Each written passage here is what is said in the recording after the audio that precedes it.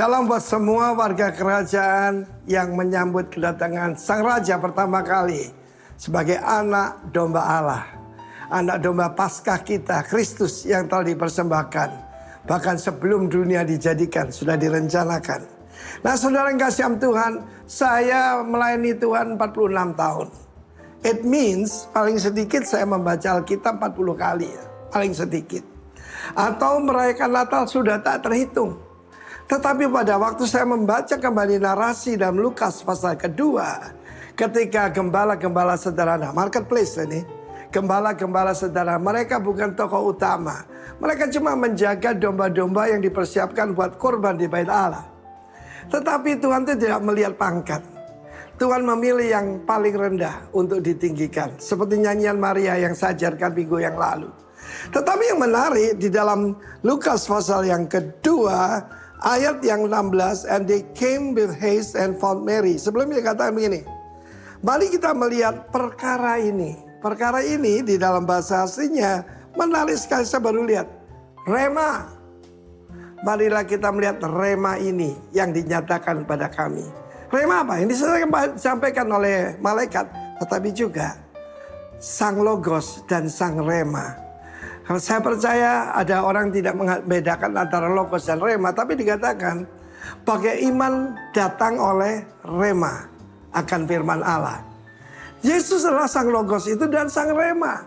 Mereka mendapatkan pewahyuan bahwa yang datang ini adalah the Lord God Adonai, the Lord Yahweh.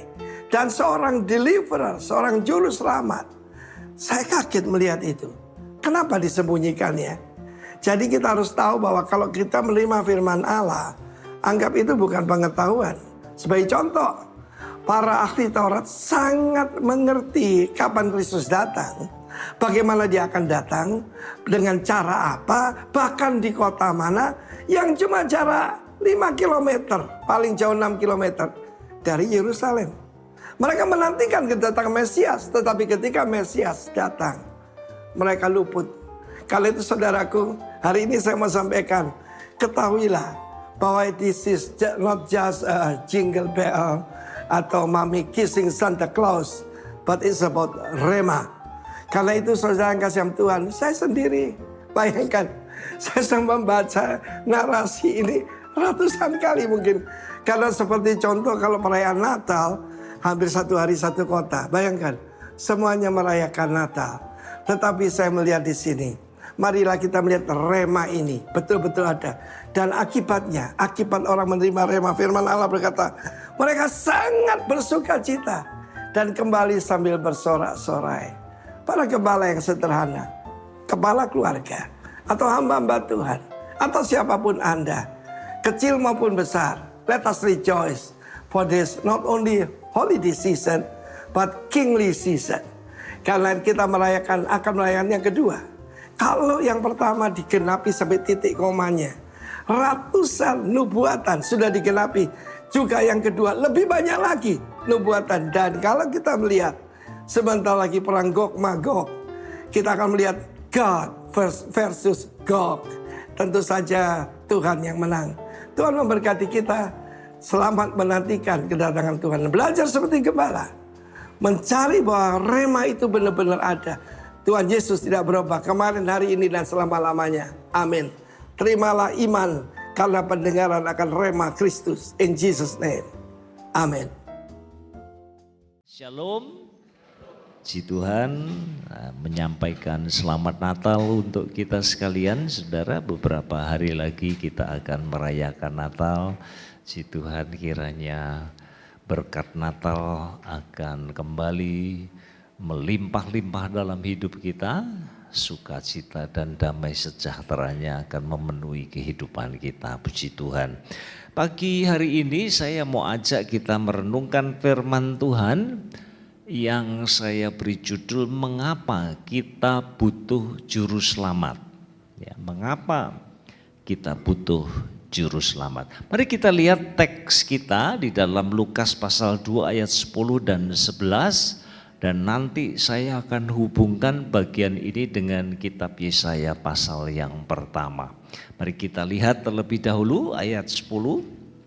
Lalu kata malaikat itu kepada mereka, kepada para gembala, jangan takut sebab sesungguhnya aku memberitakan kepadamu kesukaan besar untuk seluruh bangsa. Hari ini telah lahir bagimu juru selamat, yaitu Kristus Tuhan di kota Daud. Pesan ini adalah pesan yang penuh dengan kesukaan, bahkan kata yang digunakan di sini itu sangat superlatif, ya, mega joy, kesukaan besar. Kenapa kesukaan besar? Karena berita ini menyangkut kedatangan Sang Juru Selamat. Ya, sekalipun ada 3 gelar yang melekat pada diri Tuhan Yesus, ya, Juru Selamat, Kristus dan juga Tuhan muncul di sini, tetapi kita mau fokus yang pertama, Juru Selamat. Mengapa kita butuh Juru Selamat? Nah, saudara, untuk menerangi pikiran kita ya mengenai hal ini, saya mau ajak kita melihat di dalam kitab Yesaya pasal yang pertama ayat yang kedua, saudara ya. Yesaya pertama ayat yang kedua.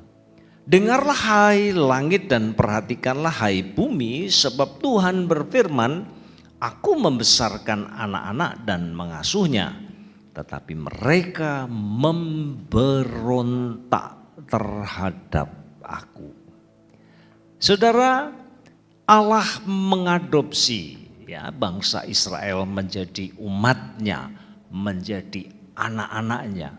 Itu berarti mereka dipilih, dipisahkan, dikhususkan untuk menjadi umat kesayangannya. Ya.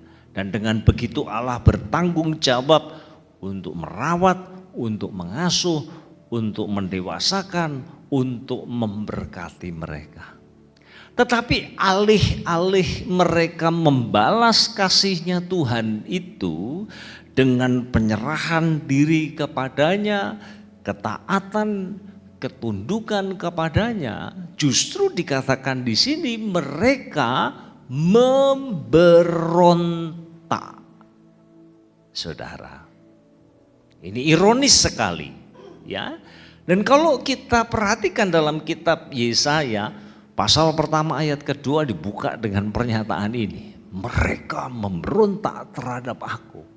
Nanti kalau saudara baca pasal yang terakhir dari kitab Yesaya dan juga ayat yang terakhir yang paling bontot, saudara, maka kata yang sama muncul di situ.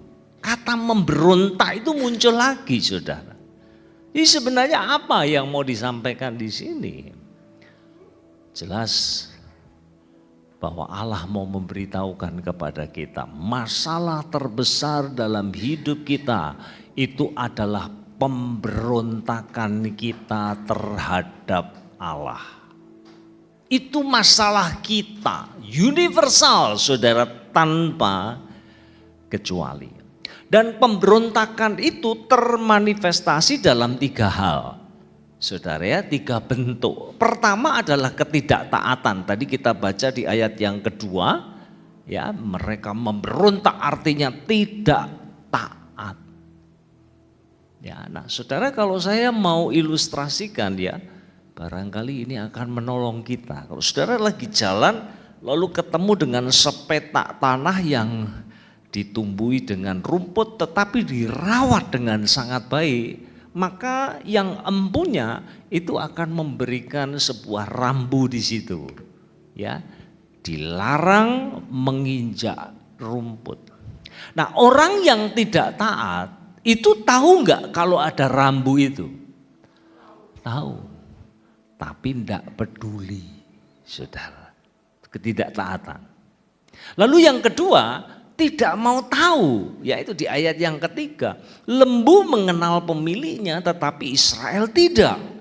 Keledai mengenal palungan yang disediakan tuannya tetapi umatku tidak memahaminya. Saudara, dalam pengertian apa ini? Enggak mau tahu atau pura-pura juga enggak tahu, padahal dia tahu. Ya, kelihatan ada rambunya, ada tandanya, tetapi diterabas saja. Saudara ya. Lalu yang terakhir, sengaja berbuat jahat. Ini kastanya yang paling tinggi, saudara, pemberontakan itu. Ya. Ayat yang keempat, celakalah bangsa yang berdosa, kaum yang syarat dengan kesalahan, keturunan yang jahat-jahat, anak-anak yang berlaku buruk, mereka meninggalkan Tuhan, menista yang Maha Kudus Allah Israel dan berpaling membelakangi Dia. Saudara, ini yang paling parah. Saudara, sudah tahu ada rambu, ada tanda di situ, dia jengkel, dia cabut, dia buang, lalu diterabas. Saudara, nah ini adalah 3 manifestasi dari pemberontakan kita kepada Allah. Nah saudara, tentu saja pemberontakan selalu akan ada konsekuensinya. Ya, kalau sudah baca di pasal yang pertama sudah akan menemukan bahwa kemudian digambarkan dari ujung rambut sampai telapak kaki itu masalah, sakit, saudara. Artinya mereka tidak baik-baik saja. Mereka bermasalah, mereka sakit, mereka berbeban berat. Bahkan digambarkan mereka akan segera dikepung oleh musuh, saudara. Artinya mereka akan segera diperbudak. Itulah konsekuensi dari pemberontakan. Nah sekarang pertanyaannya, solusinya apa? Ya, supaya kita bebas dari pemberontakan kita, saudara ya. Nah saya akan sampaikan di sini ada 3 solusi. Ya, nanti sama-sama kita akan renungkan dan kita tanggapi secara positif firman Tuhan ini. Amin saudara, puji Tuhan ya. Mari kita mulai dengan solusi yang pertama, ini solusiku. Saya mau jadi juru selamat untuk diri saya sendiri. Saya tahu ada yang masalah di dalam sini. Saya merasa bersalah karena pelanggaran, karena pemberontakan saya. Itu sebabnya saya mau lakukan sesuatu untuk menebus semuanya ini. Caranya gimana? Worship, serve, dan pray. Ibadah, melayani, dan berdoa. Mari kita lihat satu persatu saudara ya. Ayat 12. Apabila kamu datang untuk menghadap di hadiratku, siapakah yang menuntut itu daripadamu? Bahwa kamu menginjak-injak pelataran bait suciku ya. Perhatikan kata menginjak-injak pelataran bait suciku ya. Terlepas ini adalah celaan, kecaman dari Allah kepada umatnya, tetapi itu menunjukkan bahwa mereka itu datang ke bait suci untuk beribadah. Saudara ya, bahkan sudah baca di ayat-ayat selanjutnya, sudah akan menemukan mereka itu masih memelihara misalnya perayaan bulan baru, Sabat masih dipelihara, bahkan juga perayaan-perayaan yang lain yang Allah tetapkan buat mereka, mereka masih pelihara semuanya itu, saudara. Nah pertanyaannya di sini, untuk apa mereka lakukan semuanya itu? Sekali lagi saudara, karena ada rasa bersalah di sini, saudara. Nah banyak kali ya, saya nggak tahu pasti sih nggak ada di sini ya. Tapi kan ada kalanya kan ya, aduh kok hidupku tambah seperti ini ya. Wes aku tak datang ibadah lah gitu ya. Makanya kalau Natal nyelinep, Paskah nyelinep saudara. Hari-hari lain ya hidup seturut dengan caranya sendiri. Tapi ibadah ini menjadi satu cara untuk membungkam hati nurani yang merasa bersalah itu. Karena pemberontakannya saudara. Ya. Nah mari kita lanjut sekarang. Serve, melayani. Ya. Perhatikan ayat yang ke-11. Untuk apa itu korbanmu yang banyak-banyak saudara. Banyak-banyak. Ya. Lalu dielaborasi korban-korban bakaran berupa domba jantan dan akan lemak dari anak lembu yang gemukan, bukan yang kurus-kurus yang dikasih, saudara. Bukan yang sakit, bukan yang gak laku, tapi yang gemuk-gemuk. Darah lembu jantan dan domba-domba dan kambing jantan mereka persembahkan. Mereka melayani Tuhan. Bahkan boleh dikatakan mereka suka berkorban.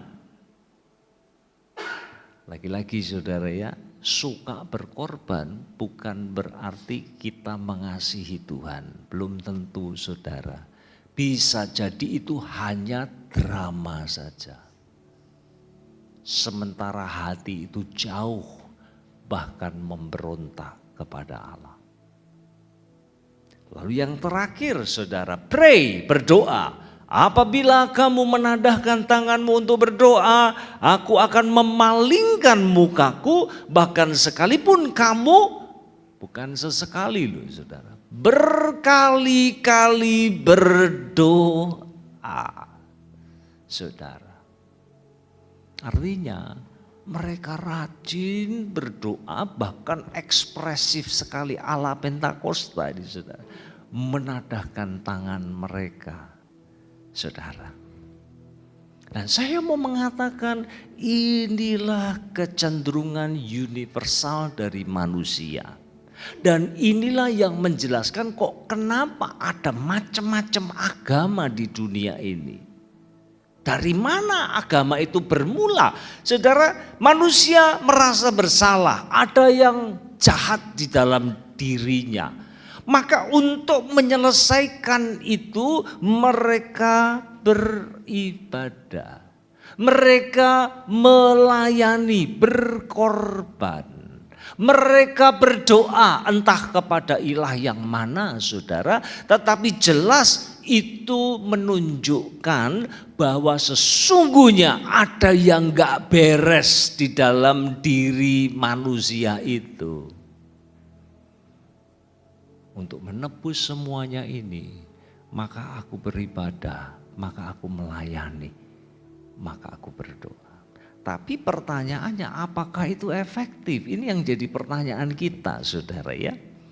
Ayat 11. Ya, dikatakan di sana bahwa korban yang macam-macam itu tidak kusukai. Bahkan baunya itu menjijikkan. Ini bahasa yang kasar sih. Allah membenci perayaan-perayaan mereka, pertemuan-pertemuan mereka, bahkan jadi beban saudara. Buat Allah itu loh jadi beban. Bayangkan saudara, Allah yang maha tahu, yang gak bisa dikelabui, umatnya ini drama di hadapan Tuhan. Saudara, seolah-olah mereka secara fisik beribadah, seolah-olah mereka melayani Tuhan, seolah-olah mereka sedang mendekatkan diri mereka dalam doa, tetapi sesungguhnya hati mereka begitu jauh dari Allah. Itu sebabnya dikatakan itu jadi beban buat aku, kata Tuhan, saudara. Dan tentu saja pada saat mereka berdoa, Allah tidak mendengar. Kenapa saudara? Padahal kan kalau kita ngomong ibadah, kita ngomong berkorban, kita ngomong melayani, kita ngomong berdoa, bukankah Allah itu suka dengan semuanya itu? Ya, kenapa kok itu nggak efektif? Persoalannya terletak di sini saudara ya, ayat 15. Sebab tanganmu penuh dengan darah. Inilah yang disebut dengan Sunday Christians. Orang Kristen tapi cuma minggu doang. Senin sampai Sabtu saudara. Dia melakukan segala sesuatu berdasarkan keinginan daging dan hawa nafsunya. Tidak segan-segan melakukan kejahatan, saudara, di hadapan Allah. Nah, inilah gambaran agama tanpa etika. Saudara, ini berbahaya sekali. Ya, agama itu ya kalau mau digambarkan ya boleh dikatakan itu semacam ritualisme ya. Secara fisik bahkan penampilannya kelihatan agamis sekali, kelihatan agamawi, tapi kelakuannya saudara gak cocok. Antara casing dengan isinya itu gak cocok saudara. Orang bisa kelihatan ibadah ya, berdoa rajin saudara. Tapi korupsinya juga ugal-ugalan. Bener gak saudara? Ya. Kapan lalu saya coba iseng search ya. Kemarin saya lagi buka lagi di AI, saya tanya negara mana yang paling top memproduksi konten penyiksaan binatang. Konten penyiksaan binatang, saya kaget saudara. Dan persis yang saya baca sebelumnya nomor 1, mohon maaf, negara kita. Kucing dicacah-cacah di depan kamera. Anak monyet di blender. Saudara, itu kontennya dijual. Yang beli orang-orang yang psikopat itu saudara. Wow, saya kaget. Dan firman Tuhan ini kemudian mulai bicara. Itulah jadinya. Kalau kita hanya beribadah secara fisik saja, sementara di dalam sini penuh dengan pemberontakan. Saudaraku yang dikasih oleh. Nah itu sebabnya karena ini enggak efektif, maka Allah menawarkan solusi yang ideal. Apa itu? Wash, cease, learn. Basuh dirimu, bersihkan dirimu, berhenti berbuat jahat, cease itu berhenti, lalu learn, belajar berbuat baik. Saudara kita lihat ya ayat 16 dan 17.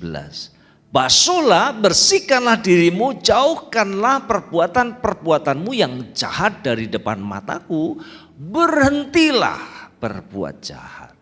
Lalu gak boleh berhenti sampai di situ ya. Lalu sambung, belajarlah berbuat baik. Usahakanlah keadilan, kendalikanlah orang kejam. Belalah hak anak-anak yatim, perjuangkanlah perkara janda-janda. Saya mau tanya saudara, ini solusi yang ideal. Basuh dirimu, bersihkan dirimu, berhenti berbuat jahat, sambung dengan belajar berbuat baik. Saudara bisa lakukan itu? Halo? Bisa?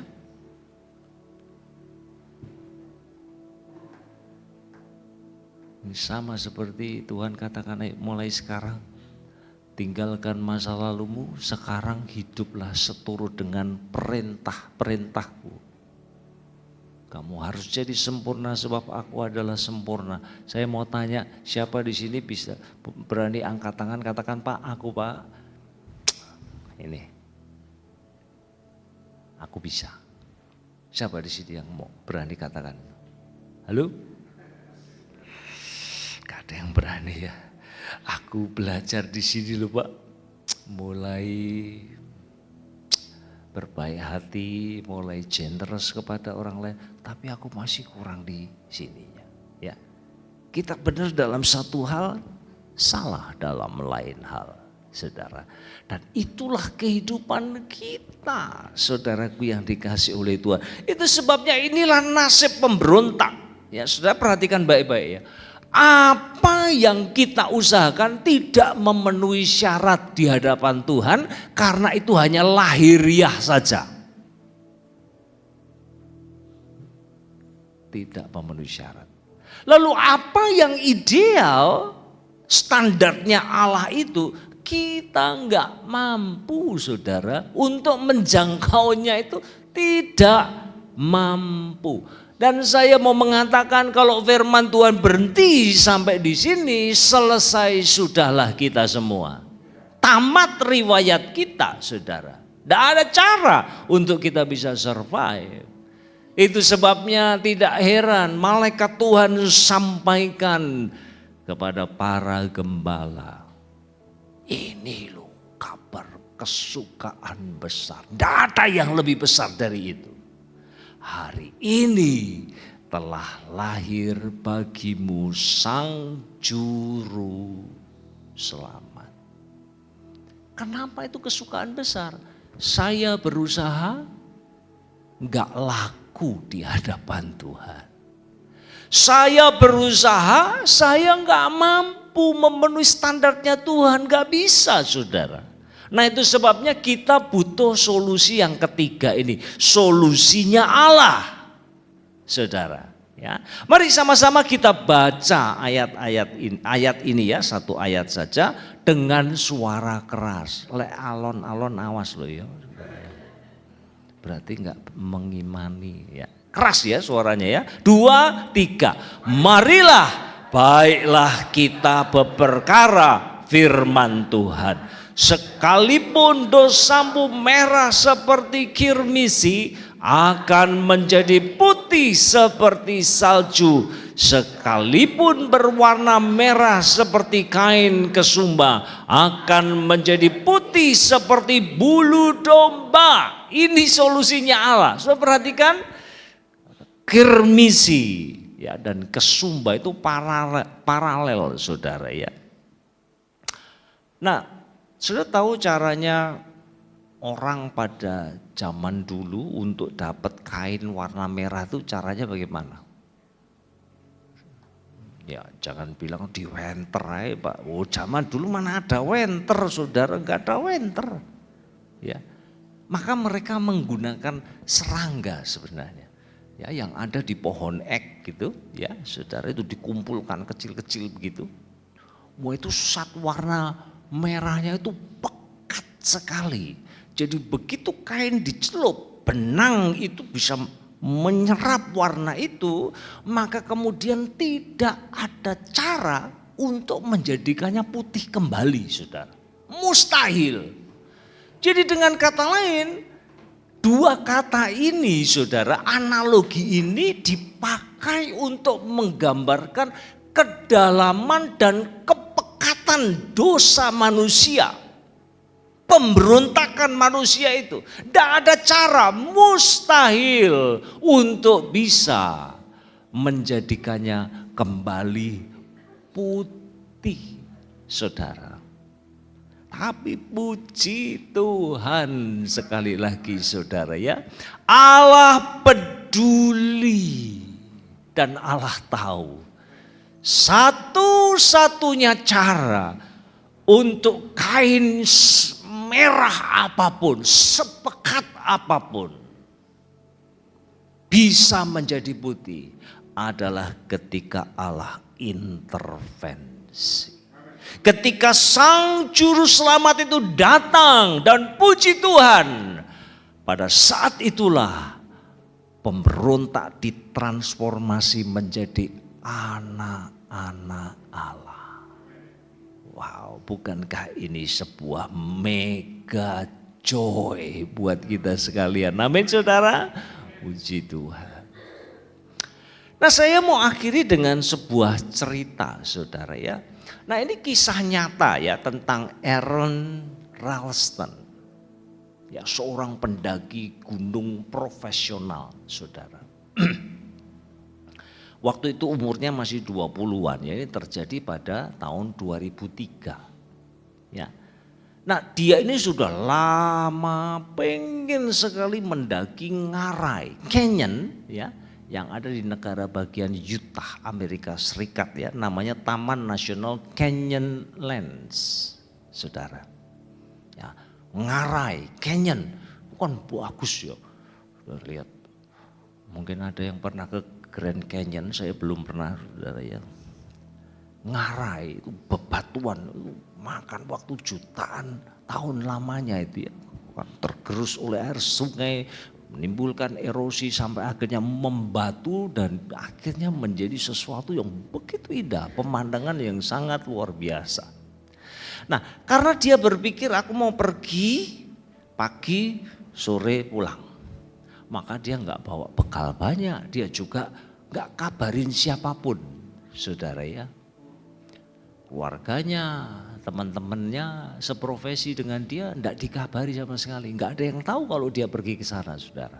Lalu dia parkir truknya di dekat situ, naik sepeda, ketemu dengan tempat yang dia mau daki, saudara ya. Akhirnya dia mulai mendaki, mulai jam 8-an pagi. Nah kira-kira mungkin mendekati pukul 3 sore, saudara ya. Dia itu menginjak batu yang dia enggak tahu, ternyata batu itu retak. Ya, dan begitu dia menginjak itu, kemudian batu itu mulai goyah dan akhirnya dia terjatuh di celah yang sangat dalam. Kedalamannya itu 30 meter, saudara. Nah, celakanya dia tidak hanya jatuh, tetapi tangan kanannya itu kemudian tertimpa batu seberat 300 kilogram. Mateng apa gak, saudara? Waduh. Lalu dia mulai pikir gimana caranya dia menyelamatkan dirinya. Handphonenya gak ada signal. Dia gak kasih tahu siapa-siapa, saudara. Jadi betul-betul dia waduh hopeless. Dia pikir dia gak bisa kecepet-pet, saudara. Gak bisa keluar sama sekali, sakitnya luar biasa. Ya, saudara, sempat terbesit di dalam pikirannya itu, apa tak potong aja tanganku. Saudara, tak potong aja. Dia mulai coba-coba ya, dia punya selang minuman coba diikat, kok tak ngenot, etet. Aduh saya bayanginya, saudara ya. Ya itu dia bawa pisaunya nggak tajam lagi. Celaka nggak, saudara? Kalau saudara memotong apa? Ayam pecok, kalau di Jawa Tengah ada ayam pecok itu cetak gitu langsung, kalau pisaunya tajam kan enak itu. Lah ini motong apa tulangnya itu harus ya apa gitu, saudara. Pertama dia pikirkan itu, tapi kemudian, wih, ini terlalu horor. Ya, lalu akhirnya sudah, akhirnya dia ambil handphonenya, dia rekam, videokan, dia bikin pesan-pesan terakhir untuk keluarganya, untuk teman-temannya. Nanti ketika dia ditemukan jenazahnya, akhirnya itu sampai ke tangan mereka, saudara. Itu yang dia buat. Lalu dengan pisaunya itu kemudian dia tulis namanya, ya, Aaron Ralston. Lahir tanggal sekian, bulan sekian, tahun sekian, lalu strip, kemudian tanggal di mana dia meninggal April 2003, saudara. Ya. Saudara tahu berapa lama dia berada di situ? Bekal kira-kira hanya 2 roti, beberapa permen, lalu sebotol air. Dia bertahan hidup di situ itu 127 jam. Itu berarti 5 hari 7 jam. Saudara bayangkan itu. Nah, malam terakhir dia tertidur lalu dia dapat mimpi. Saudara, dia dapat mimpi. Nah, saya senangnya kalau cerita itu semua itu muatannya melotot ya. Kok nak dijelaskan firman Tuhan. Tidak diceritani gitu, semua mata terbelalak loh, saudara. Malam terakhir dia dapat mimpi. Nah di dalam mimpi itu memang dia nggak utuh lagi. Dia kehilangan satu lengannya dan dia bersama dengan seorang anak kecil dan dia bermain dalam mimpi itu, saudara. Ya, dia langsung dapat pengharapan di situ. Wah, inilah masa depan saya. Memang saya kehilangan satu lengan saya, tapi saya akan berkeluarga dan seterusnya, ya, dan saya hidup bahagia dan seterusnya, saudara. Dan itulah yang menumbuhkan pengharapan. Ya. Lalu dia bulatkan tekadnya, saudara, dan dia mulai memotong tangannya sendiri, saudara. urat nadinya dipotong paling akhir. Kalau langsung selesai dia, darahnya ngucur habis, sudah dehidrasi saudara ya. Lalu darahnya ngocor begitu, dia pasti mati cepat. Ya. Jadi potong terakhir. Nah, bukan hanya sampai di situ, setelah itu kan dia harus manjat, berhasil sudah potong ya.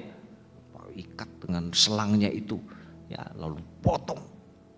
Ya, lalu akhirnya saudara dia harus manjat ke atas ya, 30 meter ke atas, kemudian pergi ke truknya dan mendapatkan bantuan medis itu butuh waktu kira-kira 4 jam. Baru dia mendapat pertolongan yang pertama. Tapi akhirnya dia survive. Makanya ada film dokumenterinya, Between a Rock and a Hard Place. Saudara. Nah mungkin saudara tanya, Pak ini hubungannya sama firman Tuhan tadi apa? Nah saya mau mengatakan begini saudara. Antara kita dalam keberdosaan kita dengan Aaron Ralston ini, itu ada persamaan dan sekaligus perbedaannya. Persamaannya di mana? Kita umat manusia termasuk beliau saudara ya, menghadapi persoalan yang serius, persoalan pemberontakan, persoalan dosa. Beliau tangannya ya tertimpa batu yang begitu besar saudara. Itu persamaannya. Perbedaannya, Aaron Ralston sekalipun dengan tindakan yang sangat ekstrim, dia berhasil menyelamatkan dirinya. Tetapi saudara dan saya, tidak ada tindakan se-ekstrim apapun yang kita bisa lakukan untuk menyelamatkan kehidupan kita. Tidak ada cara. Satu-satunya cara adalah ketika datang dan mengizinkan kasih karunia-Nya, menyucikan kita dari segala pemberontakan, dosa, kesalahan dan pelanggaran kita. Itu satu-satunya cara saudara. Tidak ada cara yang lain. Apapun yang saudara lakukan dan saya lakukan, tidak akan pernah menyelamatkan diri kita. Puji Tuhan. Mari kita sambut Sang Juru Selamat itu saudara. Saya harap dengar firman Tuhan ini, mari kita mulai belajar menghargai betapa besar karya yang Tuhan sudah kerjakan bagi kita. Puji Tuhan, dengan semangat itulah kita merayakan Natal tahun ini. Amin.